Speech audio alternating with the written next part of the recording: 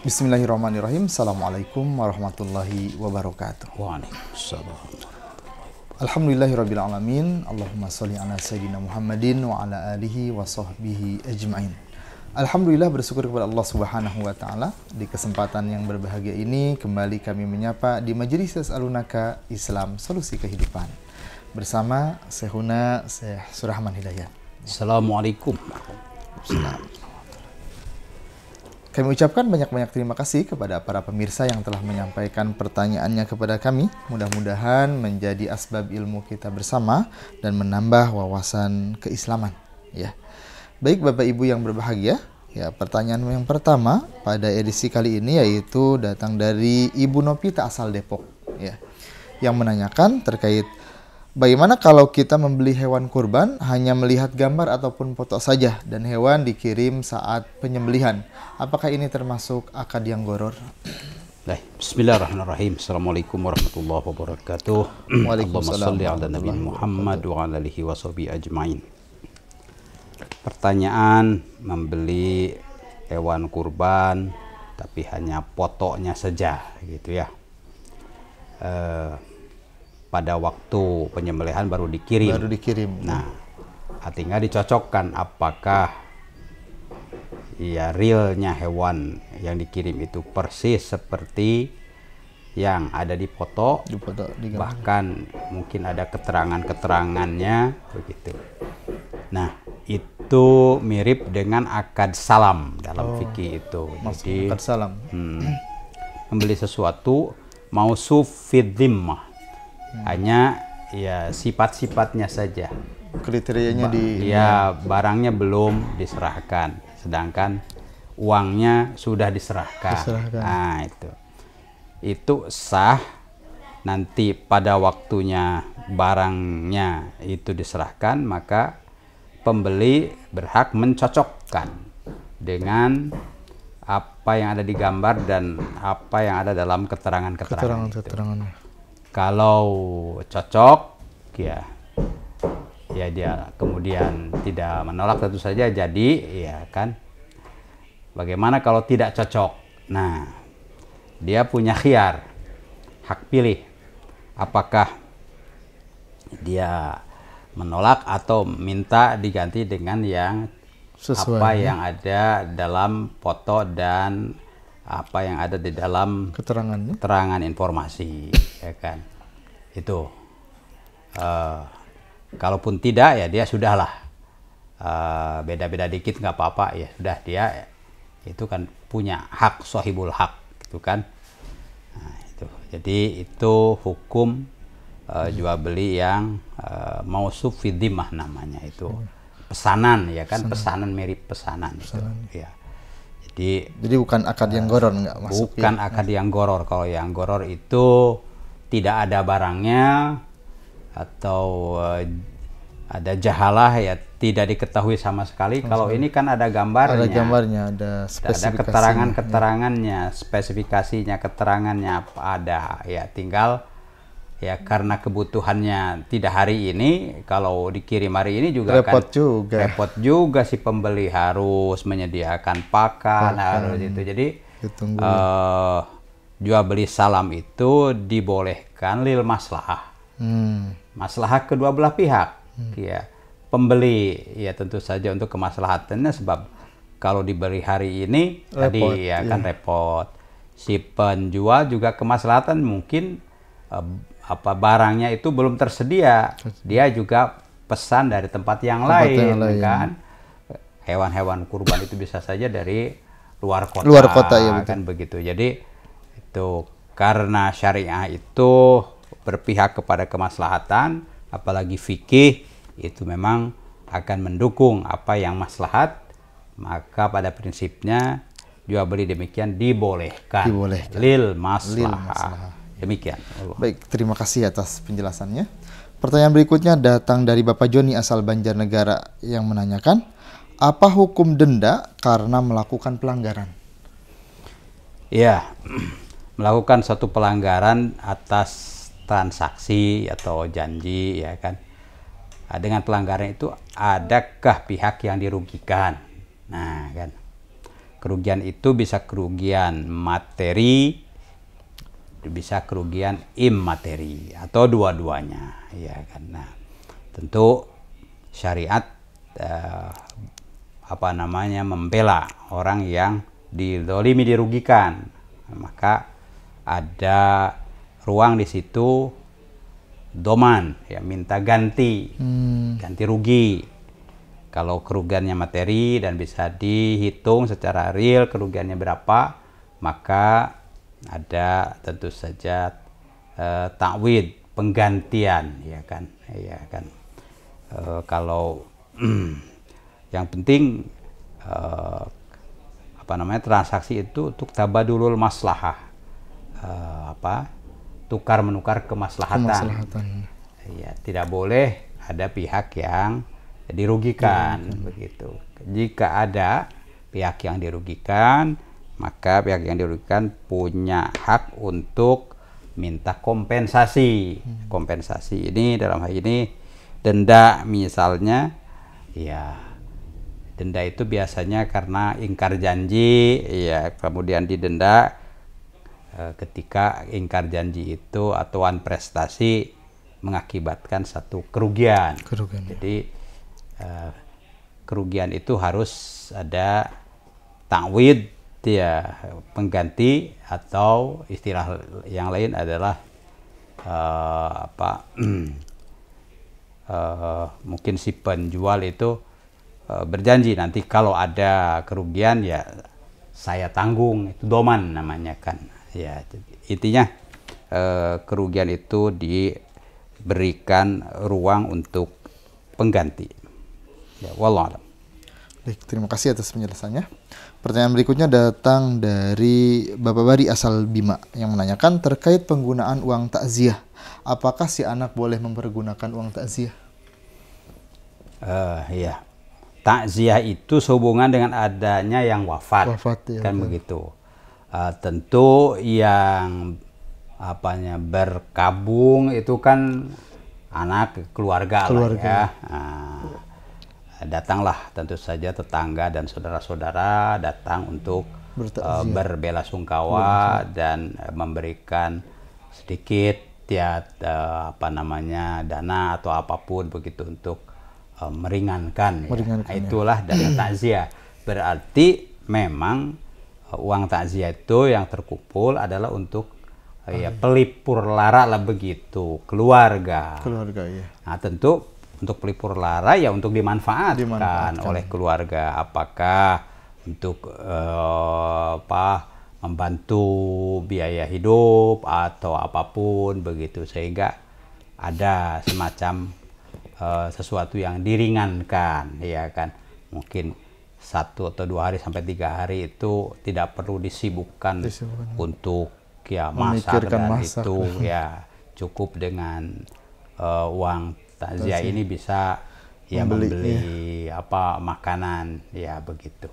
Jadi memang begitu boleh, ya kan. Memang peruntukannya bagi keluarga pelipur lara, gitu, ya kan. Allah. Baik, terima kasih atas penjelasannya.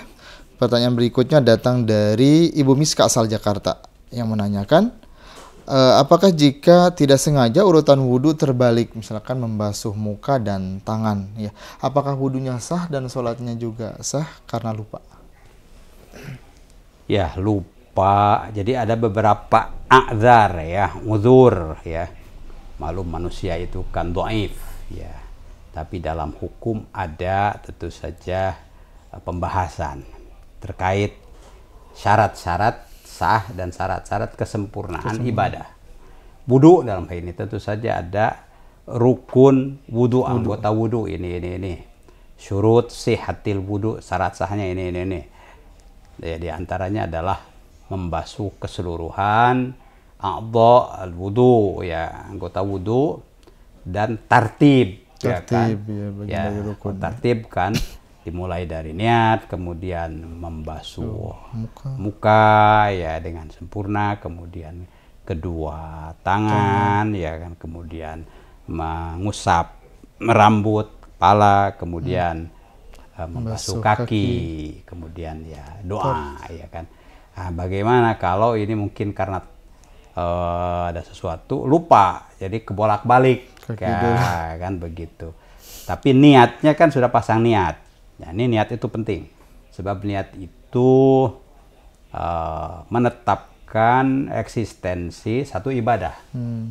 Jadi dengan niat maka ibadah itu menjadi eksis. Nah, niat juga akan mengkategorikan ibadah. Ibadah ini fardu atau sunnah. Tergantung niatnya. Itu niat, ya kan. Wudu itu apakah wudu untuk sholat, li ibahati sholat itu fardu kan, atau ya untuk wudu nadban saja kan, atau juga ya itu pentingnya niat ya untuk eksistensi dan untuk kategorisasi dan tentu saja untuk keutamaan itu ya kan. Oleh karenanya niat itu apakah cukup di hati atau perlu ditalafuz, ini soal kesempurnaan ya. Jadi niat selesai, tapi mungkin kan sesuatu hal ya keder lalu ya kan bolak-balik ya, tapi selesai juga tuh wudunya, sholatnya juga sholatnya selesai. Bagaimana? Ada yang mengingatkan, tadi itu wudunya kok kayak kebalik, seperti kebalik gitu kan. Itu ya. Jadi karena niat itu adalah ya ujungnya kan lillahi ta'ala, itu kan udah nyambung dengan Allah Subhanahu wa taala. Maka ada hadis, innallaha tajawaza an ummati. Allah Subhanahu wa taala tidak menghukum. Tajawuz itu ya salah tapi tidak dihukum. Ya pada umatku yang apa? Al khata, salah ya. An-nisyan, lupa, wa mastukrihu alaih, dan ketika dipaksa. Iya, dalam kondisi dipaksa, iya. Itu ma'fuun anhu, dimaafkan. Ya, itulah kerahmanan Allah Subhanahu wa taala. Jadi tadi kan berarti ada uzurnya, lupa ya kan. Ya, lupa, benar-benar lupa ya kan, tidak ya dilupa-lupakan. Itu. Jadi insyaallah ya ma'fuun anhu. Untuk selanjutnya tentu menjadi catatan ya, bahwa ini harus lebih baik begitu wudunya. Wallahu a'lam. Baik, terima kasih atas pencerahannya. Pertanyaan berikutnya datang dari Ibu Lisa asal Bintan yang menanyakan, saya ingin tanyakan, mana yang kita dahulukan, sholat Jumat ataukah menunggu orang tua yang lagi sakit? Ya, mana yang harus didahulukan? Ya, ketika kewajiban itu lebih dari satu, ya, dan masing-masing ada waktunya, ada ruang dan waktu, dan bisa dilaksanakan, maka dilaksanakan begitu. Berarti mana yang pertama, mana yang berikut, ketika dalam kondisi yang normal. Tapi ini tidak kondisinya normal, tidak normal. Ini wajib ya kan. Tentu saja mengurus orang tua yang sakit ini wajib ya. Dan tidak Jumat bisa ditinggalkan. Sholat Jumat juga bagi laki-laki wajib. Nah, ini kondisi kan mudayyak ya. Mana yang mudayyak ya kan, wujub mudayyak, kewajiban ada yang muwassa, longgar waktunya, ada yang mudayyak, sempit waktunya. Nah, tentu ada udzur yang membolehkan tidak sholat Jumat ya, di antaranya sakit ya, di antaranya juga hujan.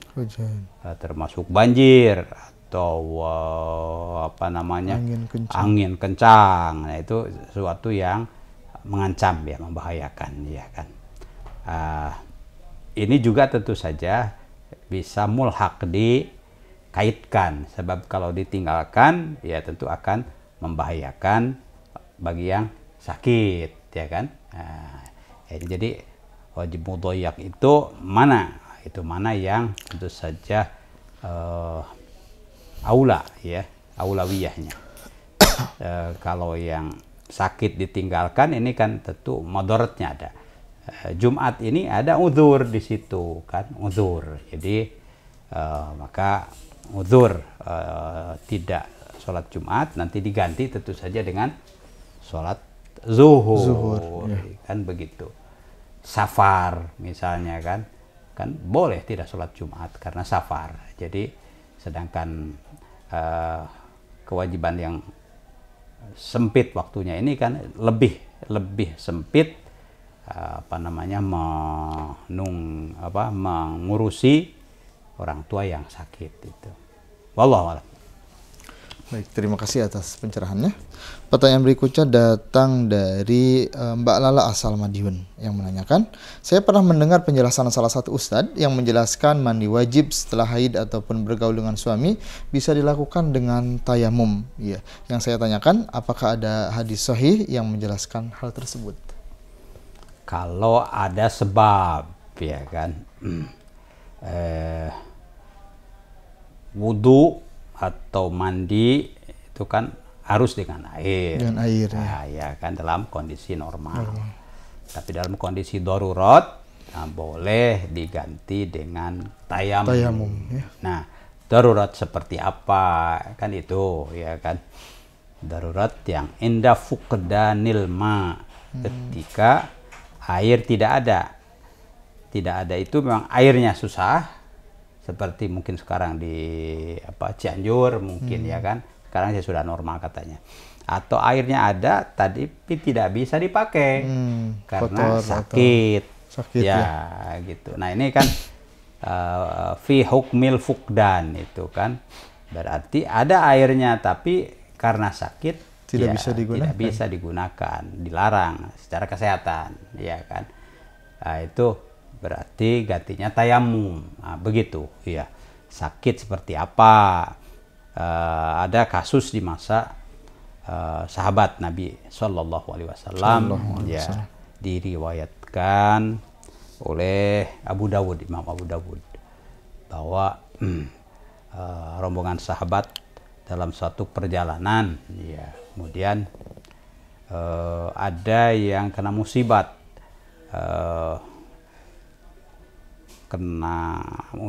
Sehingga dia terluka kepalanya.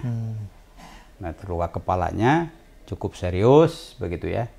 Nah, kemudian tiba waktu sholat, ya biasa, tapi dia yahtalim, dia mimpi junub, ya malam-malam itu, ya. Nah, lalu dia tanya kepada yang lainnya, ini saya sakit, ya, mimpi junub ini.